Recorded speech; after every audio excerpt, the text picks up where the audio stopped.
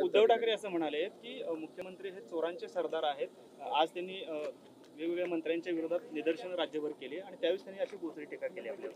असं आहे की आम्ही लोकांच्या प्रेमाची चोरी करतो, लोकांच्या मनाची चोरी करतो, म्हणून लोक आम्हाला मतदान करतात. आणि त्यांनी जनादेशाची चोरी केली होती, ते जनादेश चोर आहेत आणि म्हणून लोकांनी त्यांना घरी बसवलं. त्याच्यामुळे जनादेश चोरांनी लोकशाहीमध्ये कसं वागायचं आम्हाला शिकवावं, यापेक्षा काय दुर्दैव आहे. बरं, ते जनादेश चोर आहेत आणि त्यांचे चेले चपाटे कफन चोर आहेत. ज्यांनी मुंबई महानगरपालिकेमध्ये कोविड घोटाळ्यात कफन खरेदीतही चोरी केली, त्यातही पैसा कमावला. आता कोणाचे सरदार म्हणायचं? उद्धवजींना कफन चोरांचा सरदार म्हणू? मला अशी भाषा वापरायला आवडत नाही. महाजन आक्रोश म्हणताय, ते आहे का हा खरा महाजन? हा त्यांचा मन आक्रोश आहे, जन आक्रोश नाही आहे.